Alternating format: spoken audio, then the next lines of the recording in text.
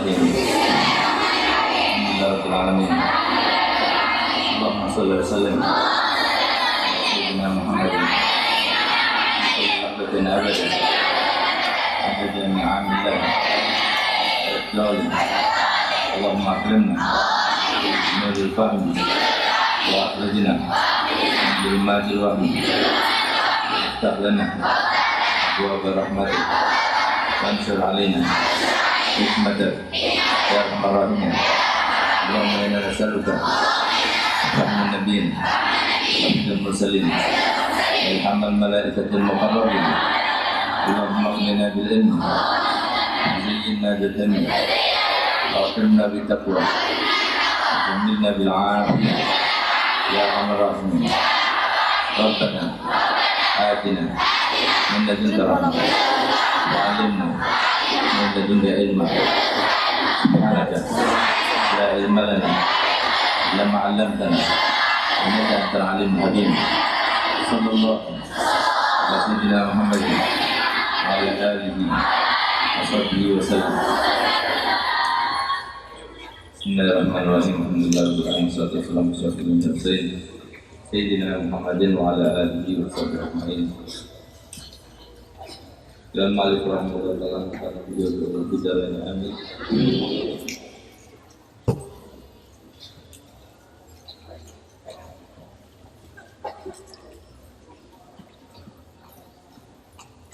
Mazilna di bab fadlul ilm ila andar. Man lam yaduk dhulla ta'allumi sa'atan tajarra'a dhulla jahli tula hayatihi. Wa man fatahu ta'limu waqta shababihi fakabbir alaihi arba'an liwafatihi. Hayatul fata wallahi bil ilmi wa tuqa idza lam yakuna la'tibara li dhatihi. Kita masih menjelaskan tentang keutamaan ilmu sebagaimana dijelaskan pada pelajaran yang lalu, bahwasanya tidak ada kemuliaan semulia atau sebanding dengan ilmu. Dijelaskan bahwasanya kalau seumpama tidak ada ayat Al-Quran yang menjelaskan tentang keutamaan ilmu kecuali ayat yang berbunyi yarfa'illahu alladhina amanu minkum wa alladhina utul ilma, maka cukup, merupakan sebuah kemuliaan yang tiada tara. Apalagi masih banyak lagi ayat-ayat yang lainnya. Karena maksud daripada ayat itu sebagaimana disampaikan oleh Ibnu Abbas radhiyallahu anhu, bahwasanya Allah mengangkat derajatnya para ulama sampai beberapa derajat, dikatakan sampai 700 derajat. Antara satu derajat dengan derajat berikutnya atau setelahnya itu perjalanan selama 500 tahun, bayangkan. Jadi perjalanan selama 500 tahun. Kalau kita berjalan dari ujung dunia ke ujung dunia lain, itu tidak akan sampai ke batas itu. Nggak sepanjang masa itu. Coba bayangkan. Jadi sangat jauh antara orang alim dengan ahli ibadah, antara orang alim dengan ahli sedekah, antara orang alim dengan ahli akhlak yang baik, itu jauh sekali. Oleh karena itu, maka menuju kepada keutamaan ilmu itu tidak mudah. Ambil satu kenyataan yang ada yang bisa kita cerna bersama-sama. Ketika kita mondok, nyantri suatu pesantren, tambah rendah kelasnya, tambah banyak personelnya. Tambah tinggi kelasnya, tambah sedikit personelnya.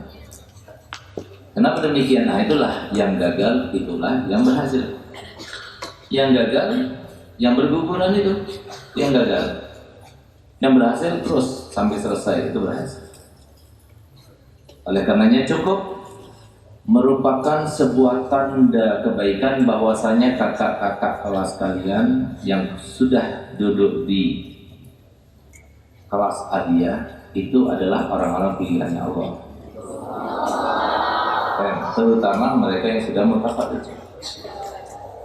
Dengan dasar hadis Nabi yang berbunyi man yuridillah bihi khairan yufaqihu, siapa yang dikehendaki Allah Ta'ala dengan kebaikan, maka Allah akan memperdalamkannya dalam urusan agamanya. Nah, berarti apa? Mereka itu adalah yang dikehendaki dengan kebaikan. Mereka adalah orang-orang yang dikehendaki dengan kebahagiaan. Mereka adalah orang-orang yang dikehendaki dengan keamanan, kesejahteraan, kesentosaan, dan segala macam kemuliaan untuk mereka.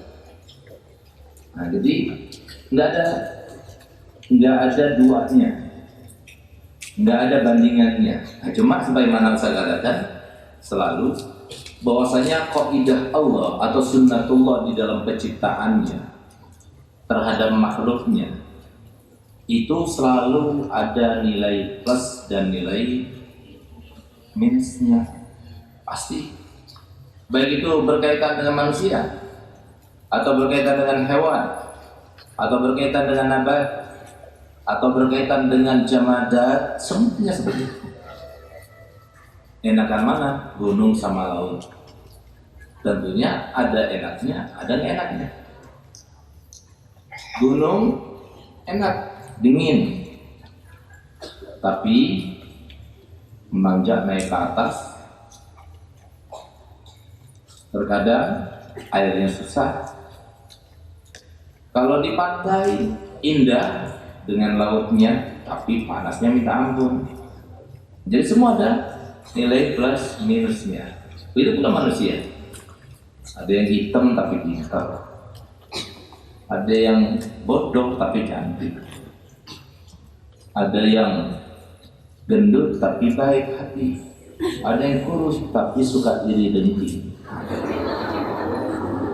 Jadi ada kurang lebihnya, ya, semuanya ada kurang lebih. Nah, oleh karena itu, kalau kita kedatangan orang alim yang meminang kita, itu sebuah ujian yang besar kepada Allah. Ya. Kalau kita tolak, berarti kita menolak yang seperti Nabi Muhammad.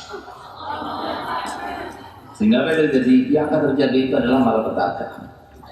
Sebagaimana disebutkan dalam hadis Nabi SAW, "Idza ja'akum man tardawnahu dinahu wa amanatahu fazawwijuhu, fa in lam taf'alu takun fitnatun wa fasadun kabir fil ardh." Ya, artinya, jika telah datang kepada kalian yang kalian itu ridho kepada amanatnya, ridho kepada agamanya, maka kawinkan dia.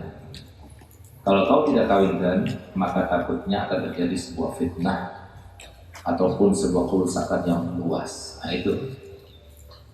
Nah, kenapa demikian? Karena orang ini nggak bersyukur.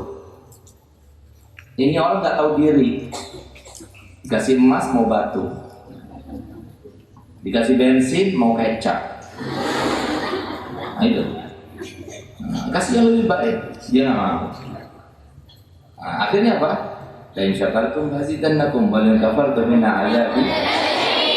Cuma karena biasa manusia itu selalu melihat kepada segala hal dohirnya saja, materinya saja, bukan batinnya. Maka dari kebiasaan itulah kemudian timbul yang namanya kebiasaan orang-orang tua itu kalau yang datang orang alim kadang-kadang enggan menerimanya. Kenapa? Biasanya kalau ustaz-ustaz itu nggak punya banyak uang. Tapi kalau orang yang bergelar atau seorang konglomerat, itu pasti banyak uangnya. Nah, jadi lebih memikirkan kemuliaan yang sementara saja. Berapa sih? Ayo kita cuci otak kita. Bukan cucinya dengan Renzo, bukan. Tapi kita pikirkan dan evaluasi bersama-sama. Berapa lama sih kita itu menikmati harta yang dibawa dan disodorkan serta ditawarkan oleh konglomerat itu kepada kita? Memang dia punya mobil, memang dia punya harta melimpah, memang dia punya rumah. Tapi apa gunanya kalau di situ tidak ada sunnah Nabi? Apa gunanya kalau di situ tidak ada Al-Quran? Apa gunanya kalau di situ nanti akan terlaksana anak-anak yang durhaka sama orang tuanya? Apa gunanya kalau hati itu kosong, gersang, nggak ada makanan rohaninya? Apa gunanya semacam itu? Berbeda dengan orang alim yang kemudian apa gunanya tersebut yang disebutkan tadi akhirnya terhenti pada umur 70 tahun, selesai sudah. Berbeda kalau orang alim. Orang alim dia meninggal punya jariyah, istrinya mendapatkan juga jariyahnya, anaknya ikut serta di dalam pahalanya, terus begitu sampai berkesinambungan sampai hari kiamat nanti. Nanti pada masyarakat orang alim itu adalah salah satu daripada mereka yang akan memberikan syafaat kepada umat. Kalau seumpama dia itu dipastikan memberikan syafaat kepada umatnya, apalagi keluarganya sendiri, pasti dia itu akan lebih mementingkan keluarganya sendiri. Sedangkan yang konglomerat di mana? Yang orang kaya di mana? Mau cari siapa? Nah itu. Jadi lebih mementingkan kehidupannya 70 tahun, tapi kehidupan yang selama-lamanya tidak dipikirkan. Itu kebiasaan orang sekarang ini. Kenapa demikian? Jawabannya adalah satu, karena mereka tidak tahu konsepnya. Kenapa mereka tidak tahu konsepnya? Jawabannya juga satu, karena mereka nggak belajar. Mereka belajar kok, belajar yang apa? Yang sedang belajar bukan belajar sembarang belajar, tapi belajar ilmunya Nabi Muhammad SAW, belajar syariat. Dan ini yang digandaki oleh musuh-musuh Islam supaya jauh, supaya mereka itu tidak mendekat kepada ilmu. Bisa jauhkan daripada syariat ini. Niscaya kalian akan mudah untuk porak-porandakan moral anak-anak kaum muslim ini, baik yang remaja laki-laki maupun yang remaja perempuan, semua akan dirusak kalau sudah mereka jauh daripada pendidikan Nabi Muhammad. Oleh karena itu kita harus sadar yang namanya ilmu itu kemuliaan yang sangat istimewa, yang sangat tinggi. Ambil satu contoh saja, bahwasanya Nabi Adam alaihissalam itu lebih diistimewakan oleh Allah Ta'ala, lebih diutamakan Allah Ta'ala, bahkan lebih daripada para malaikat. Kenapa? Karena dia punya ilmu. Padahal ilmu yang diajarkan oleh Allah kepada Nabi Adam sebagai bukti bahwasanya dia itu lebih pintar daripada mereka, para malaikat, itu adalah ilmu asma, ilmu tentang nama-nama benda itu. Itu gunung, itu laut, itu sungai, itu manusia, itu langit, itu bulan, itu bintang. Itu ada. Tapi lihat bagaimana mulianya dia. Sampai-sampai Allah Ta'ala merintahkan malaikat untuk bersujud. Nah, apalagi kalau sudah berkaitan dengan akhlak yang baik, berkaitan dengan perilaku, berkaitan dengan keimanan, berkaitan dengan akidah, berkaitan dengan tauhid. Apalagi yang semacam itu pasti dia akan lebih mulia. Nah, cuma yang namanya sunnatullah kan telah menyatakan sesuatu yang mulia itu, sesuatu yang istimewa itu mahal harganya. Kalau nggak mahal harganya bukan istimewa itu namanya. Ngerti nggak?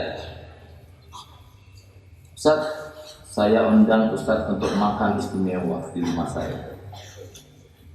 Ustaz sudah terpikirkan, wah ini pasti makanannya enak. Namanya juga istimewa kan? Segala istimewa kan luar biasa. Wah, ya ternyata Ustaz disediakan nasi putih sama tempe sama sambal terasi. Nah, apakah itu istimewa? Enggak istimewa. Walaupun untuk orang tertentu itu istimewa. Nah, tapi untuk orang seperti Ustaz itu enggak istimewa. Dan artinya apa? Kalau cuma beli nasi sama tempe sama terasi ya, modalnya 3.000 juga cukup. Ya kan? Iya apa tidak? Ya. Nah, gitu. Lihat sini, lihat sini. Kok dialihkan untuk pandangan?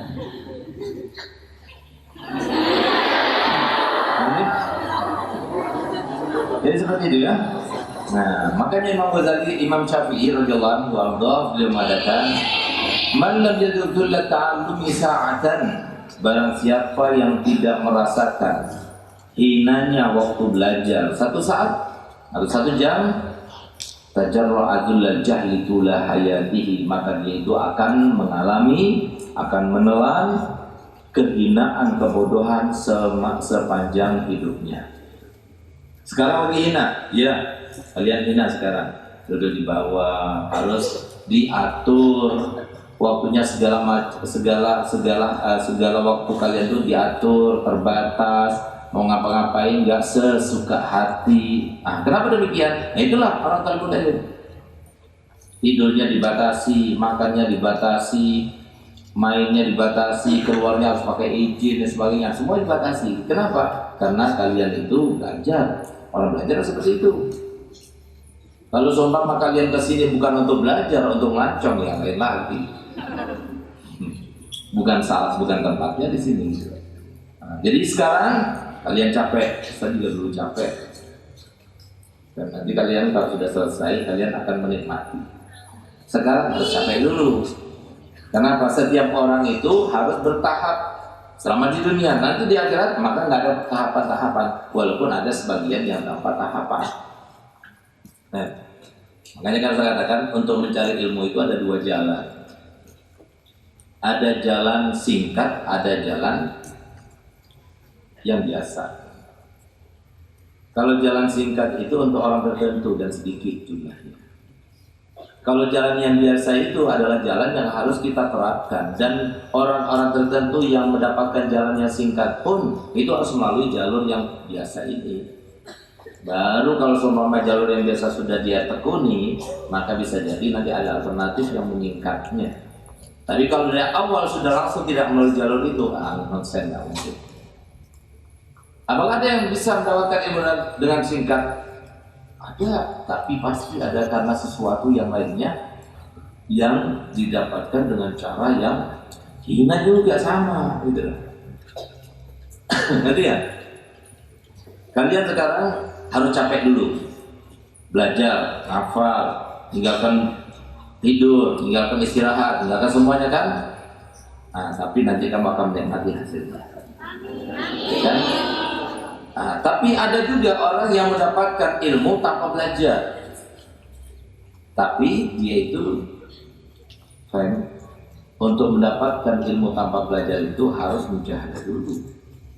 Jadi pakai dulu juga gitu. Seperti siapa?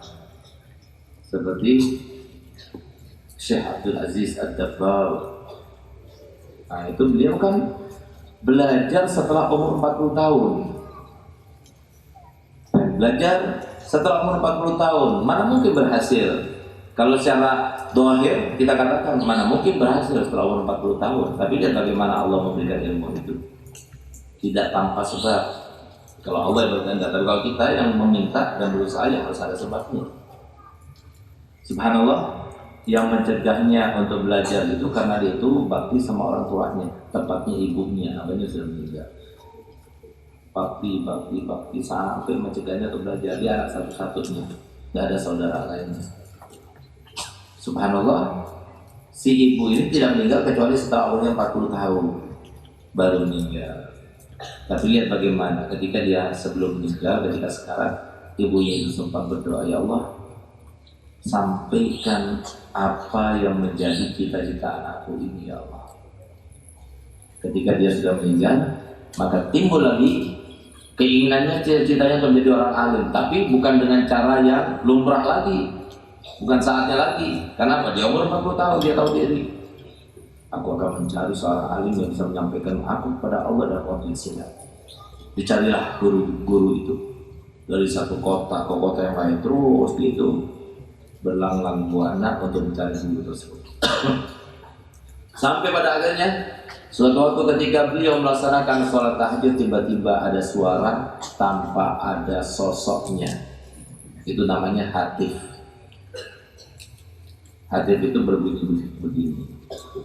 Ya Abdul Aziz, kalau engkau mau yang menjadi gurumu langsung adalah Rasulullah, maka bacalah doa ini. Allahumma inni as'aluka bihaqqi Muhammad wa ali Muhammad an tajma'a baini wa baina Muhammad fid dunya wal akhirah. Diulang ya, silahkan tulis. Saat waktu belajar sama Habib Zain nggak pernah diulang terus. Padahal saya sejak pelannya sudah minta ampun.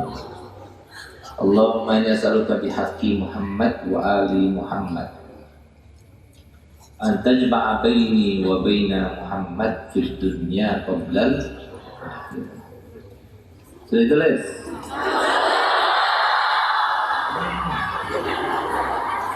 Allahumma inni as'aluka bihaqqi Muhammadin wa ali Muhammadin fid dunya qablal akhirah. Belum? Kalau kita jelaskannya kayak begini terus, kapan selesainya? Jadi tulis semuanya. Semoga kalian bisa menerapkannya seperti itu. Masalahnya sama suara yang tanpa sosok itu berkata kepada Syekh Abdul Aziz, baca doa itu sebanyak 70.000 kali.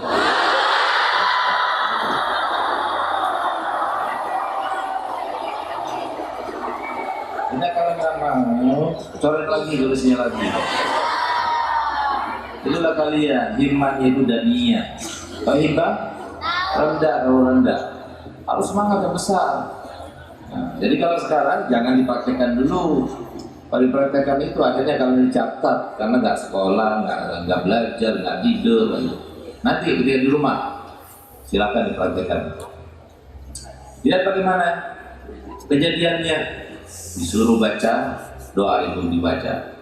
Hari pertama dari mulai habis sholat isya dan selesai setelah sholat asar. Hari kedua sudah mulai meningkat. Hari ketiga tambah sedikit terus sampai tidak membaca habis sholat isya kecuali selesai ketika tengah malam sudah selesai. Dan sudah terbiasa. Subhanallah, nggak lewat waktu 1 bulan tiba-tiba ketika dia sedang tahajud membaca doa itu, tiba-tiba Nabi Muhammad berada di depannya. Bisa. Apa itu untuk zaman dulu? Karena Allahnya sekarang sudah tidak canggih lagi gitu. Sama saja sampai sekarang dia Allah Khair, Allah baik, Allah Rahim, Allah Ghafur, Allah Rahman. Sampai sekarang bisa. Kalau kita mau, Allah akan memberikan seperti yang diberikan pada Syekh Abdul Aziz. Asalkan kita berusaha. Allah berkehendak kok. Baik. Nah, subhanallah, kemudian Nabi SAW memerintahkan Syekh Abdul Aziz untuk membuka mulutnya. Dibuka mulutnya, diludahi oleh Nabi. Begitu diludahi oleh Nabi, ludahnya Nabi, bukan kalian. Ludahnya Nabi itu harum. Ludahnya Nabi itu barokah. Apa katanya Komarun itu? Ayo.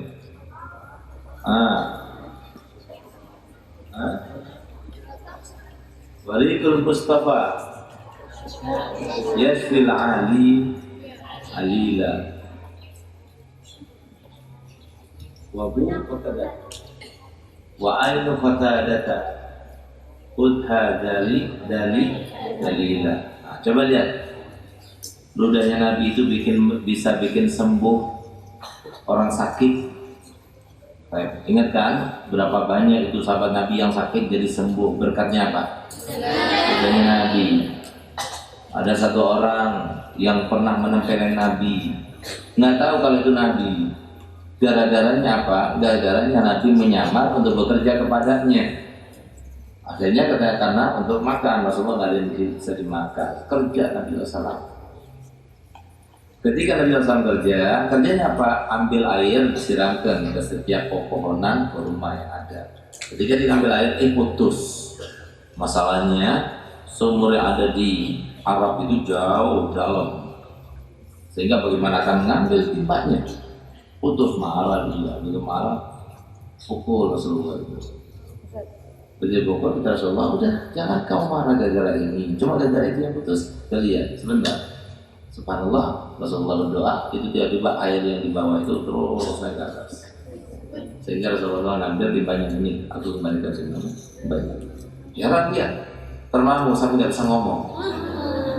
Kok bisa ya dibawa naik atas sendiri?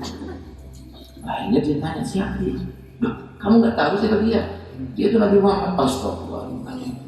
Akhirnya dia kejar Nabi Muhammad sampai di rumahnya. Karena dia itu sudah mukul Nabi Muhammad dengan tangan kanannya, dia ambil parang, potong tangan. Sebagai apa? Tanda menyesalnya dia. Dia ngomong, kenapa tanganku sampai mukul Nabi? Dibawa tangannya sampai tangan kirinya. Nggak mungkin dengan tangan kanannya, karena kami putus. Dibawa pada Nabi. Ya Rasulullah, aku tidak tahu kalau itu engkau. Maafkan aku. Dan sebagai kafarahnya aku sudah potong dari tanganku. Begitu Nabi SAW melihat, maka Nabi SAW mengambil tangannya, kemudian diludahi, dipaskan kembali lagi nyambung. Itu Nabi Muhammad SAW. Beda sama yang aku Nabi itu Musailimah al-Kadzdzab tuh. Ada orang sakit mata, datang sama dia. Ini sakit mataku udah lama, hanya diludahi, digosok, udah digosok sembuta. Kalian coba-coba, takutnya seperti yang kedua kalian. Nah, itu pula Abu Qatadah. Abu Qatadah itu apa? Abu Qatadah itu seorang sahabat Nabi yang suka kawin. Baik. Waktu peperangan Uhud, matanya itu kena panah pasir. Nggak mungkin kan dibiarkan begitu, ditarik malah keluar. Hanya datang pada dia, dilihat matanya itu, Nabi SAW kaget. Apa itu? Telakan ya Rasulullah. Isbir walakal jannah. Kamu sabar dan dapat surga, atau aku doakan supaya sembuh. Akhirnya apa? Dia menjawab begini, ya Rasulullah, aku ini orang yang suka kawin. Kalau seumpama perempuan melihat mataku picek sebelah, siapa yang mau sama aku?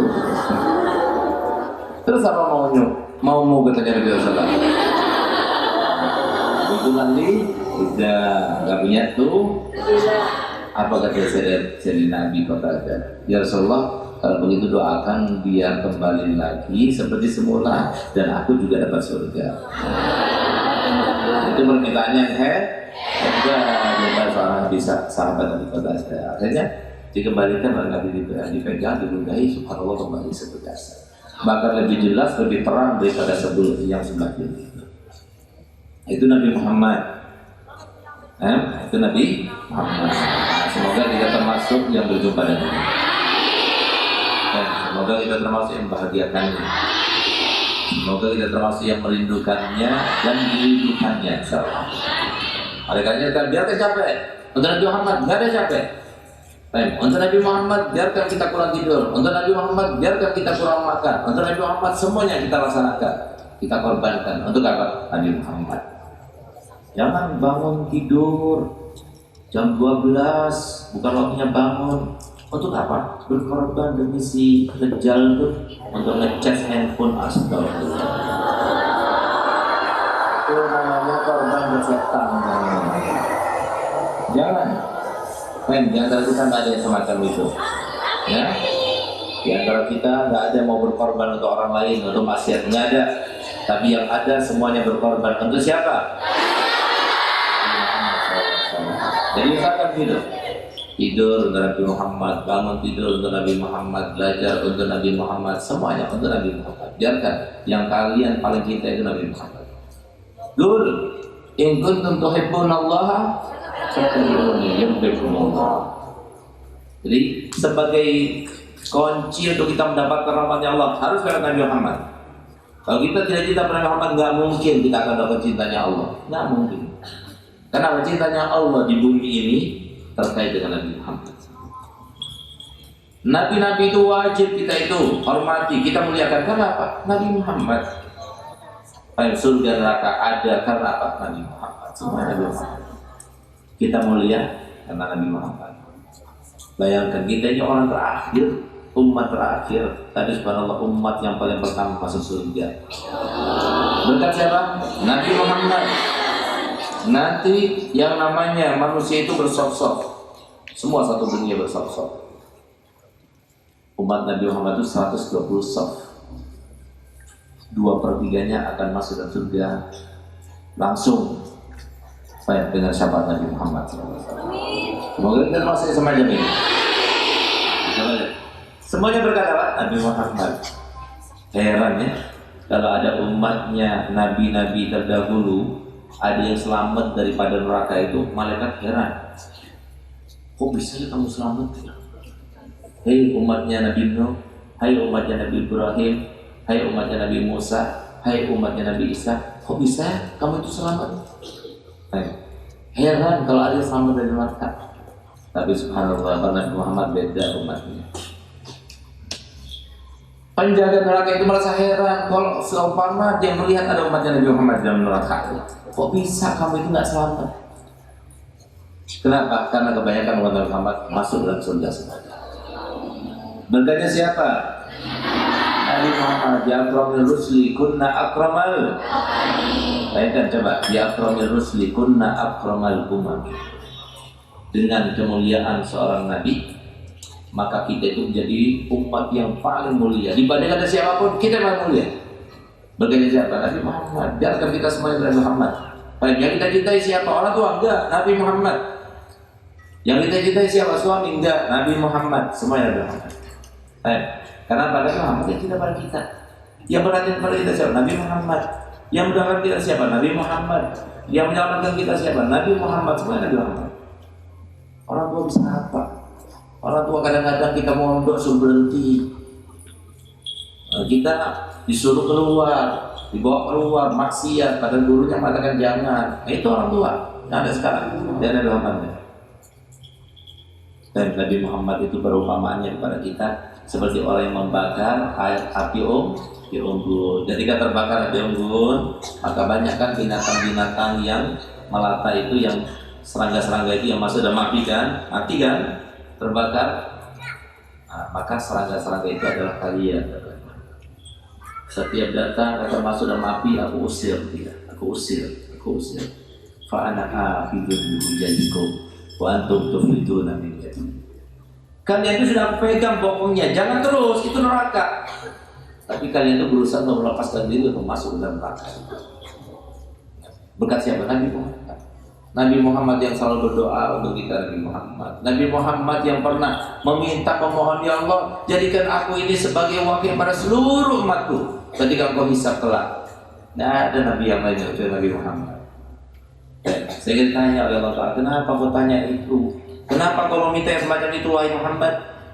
Apa jawab Muhammad? Ya Allah, aku takut ketika mereka itu nanti dihisab, mereka tidak bisa mempertanggungjawabkan, akhirnya dia malu di depan umat-umat yang lainnya. Aku nggak mau mereka malu, biarkan aku yang malu.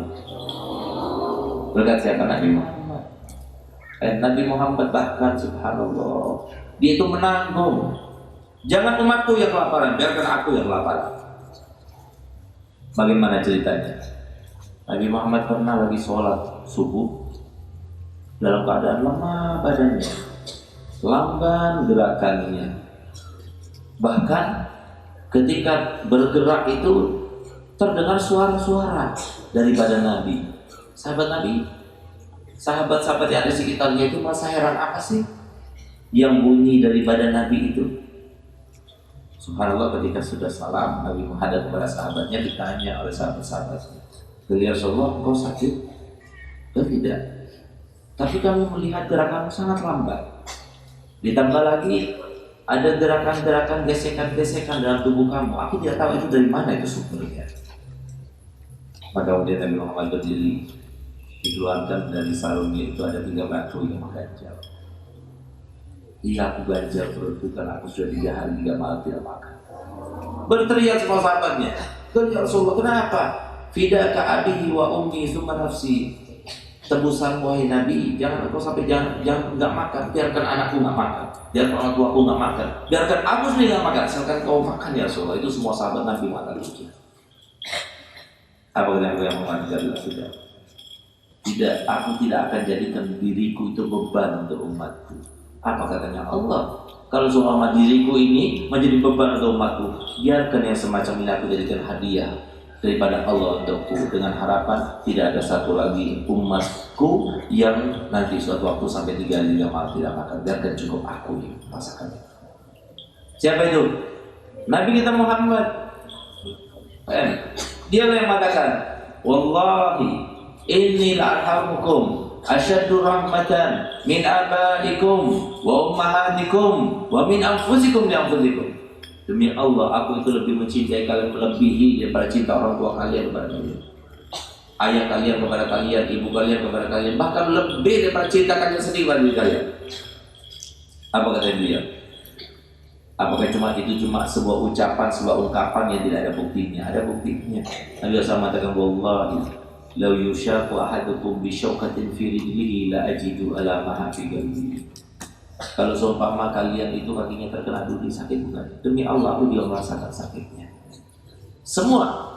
Kalau sudah kakinya terkena duri, maka Nabi Muhammad merasakan sakit. Itu Nabi Muhammad. Ada masa seperti itu?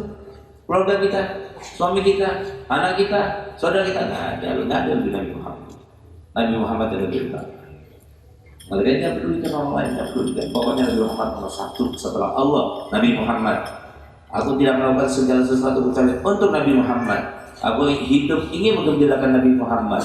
Aku bangga menjadi umat Nabi Muhammad. Aku pakai jilbab ya Allah, ini ya Nabi Muhammad nyuruh. Aku akan laksanakan. Ini syariat Nabi Muhammad. Aku akan bangga dengan pakaian Islamku. Jangan malu sama mereka itu yang musuh Nabi Muhammad. Baik. Kita mau mencaci maki orang, kita mau marahi orang, jangan. Nabi Muhammad tidak suka. Dan semuanya itu pertimbangannya adalah Nabi Muhammad. Yang semacam itu nanti akan dicintai oleh Nabi Muhammad. Pasti. Kenapa? Ruhun Nabi tamlaul kauna kullu. Rohnya Nabi itu akan memenuhi semua alam semesta. Begitu kita baca salawat assalamualaikum ya Rasulullah, langsung. Baik, buktinya gampang. Coba lihat kita salat. Setiap tahiyat kan ada salam kepada Nabi. Assalamualaikum ayyuhan nabi wa rahmatullahi wa barakatuh. Depan. Kan kita tidak melihat aja. Kalau seumpama Nabi nggak ada di depan kita, kenapa Allah Ta'ala mewajibkan kita untuk mengucapkan salam dengan bentuk siwa semacam itu? Berarti apa? Nabi ada. Nah, kita cuma nggak lihat. Kenapa nggak lihat? Cintanya itu belum besar. Kita harus cinta Nabi Muhammad. Harus cinta Nabi Muhammad. Jadi ingat, ngapa-ngapain dengan Nabi Muhammad. Mau ngapain saja dengan Nabi Muhammad. Ingatnya bagaimana? Ingat sunnahnya, terapkan. Yang paling cinta Nabi Muhammad adalah yang paling mengikuti sunnahnya Nabi Muhammad. Dan kalian semua yang di sini dididik oleh siapa? Nabi Muhammad. Baik, kalian sekarang ini berada di mana? Di tempatnya Nabi Muhammad. Pondok itu ada di sini. Bukan untuk siapa-siapa, bukan untuk siapa-siapa, tidak. Ajaran yang diajarkan setiap hari, setiap saat pondok ini, ajarannya siapa? Nabi Muhammad. Semuanya Nabi Muhammad. Dan kalian makan, rezeki yang kalian makan itu berkatnya siapa? Nabi Muhammad. Semuanya Nabi Muhammad.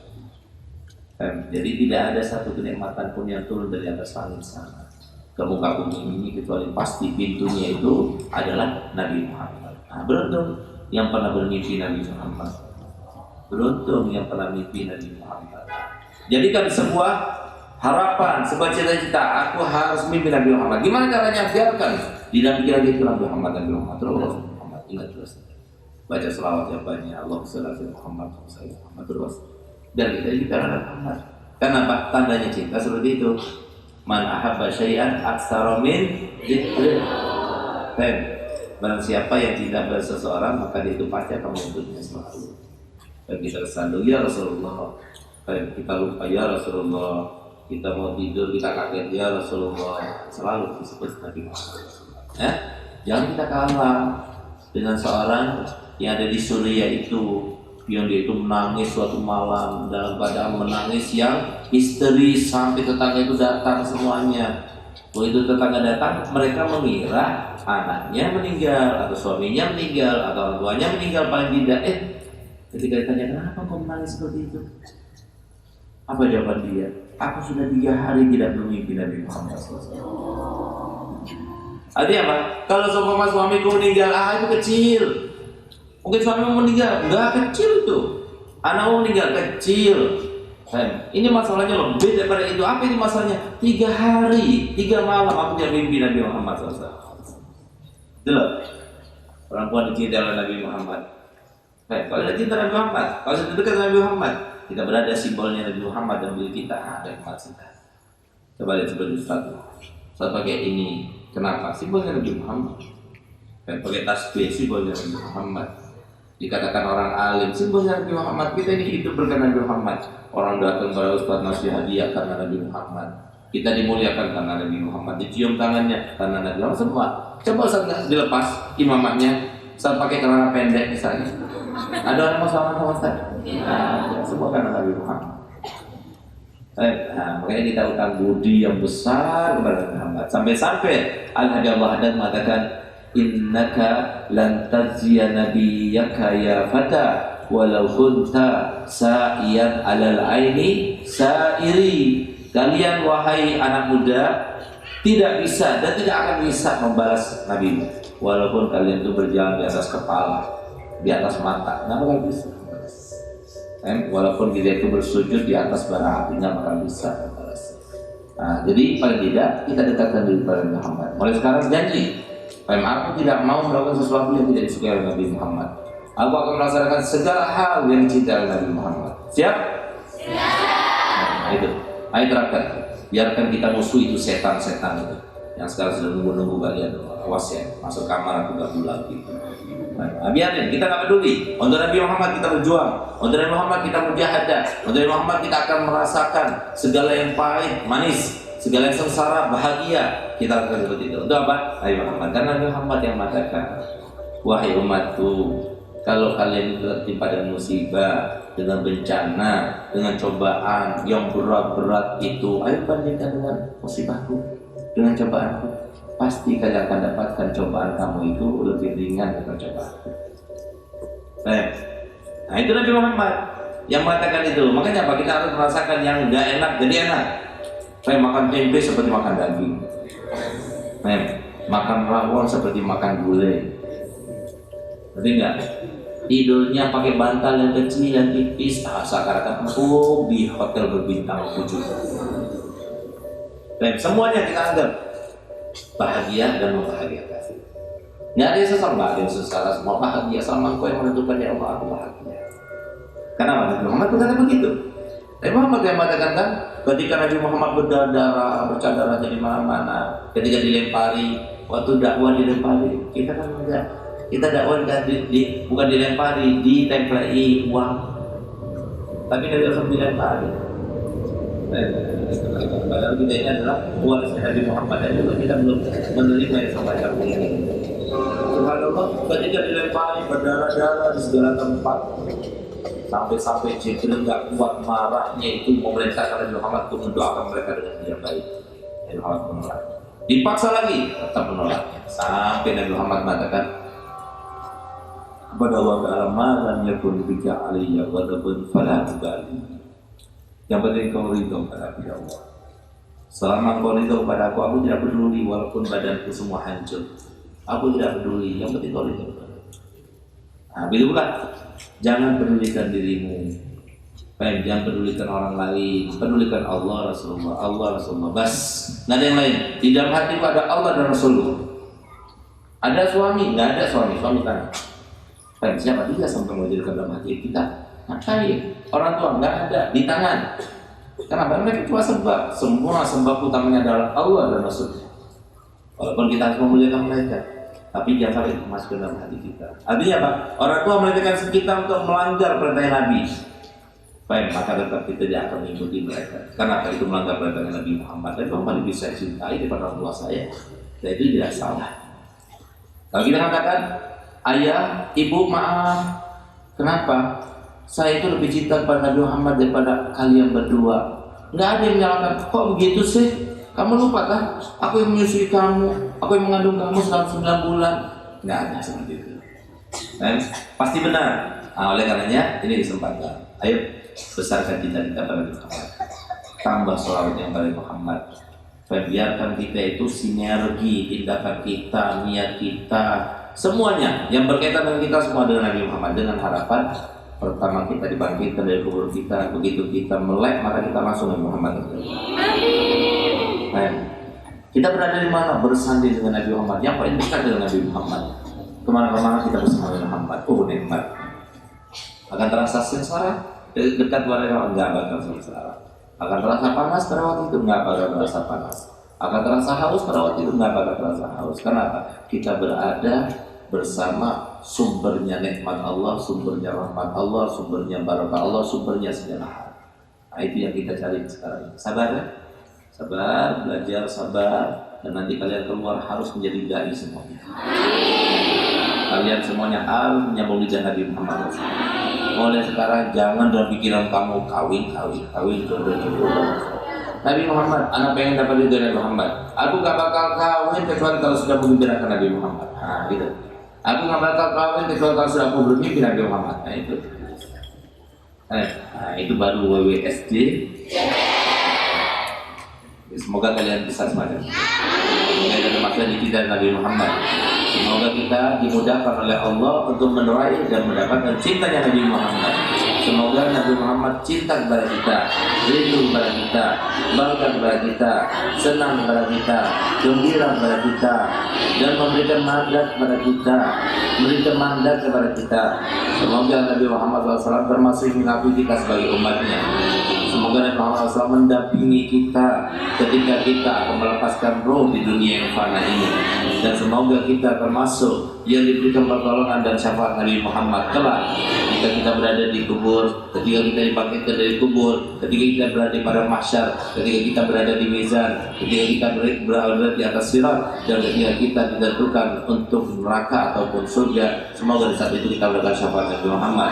Semoga kita mendapatkan minuman yang nikmat di balik telaga Al-Kausar Nabi Muhammad. Rabbana atina fid dunya hasanah wa fil akhirati hasanah wa qina adzabannar. Wa sallallahu alaihi wa sallam Muhammadin wa sallam alhamdulillahi rabbil alamin. Al-Fatihah.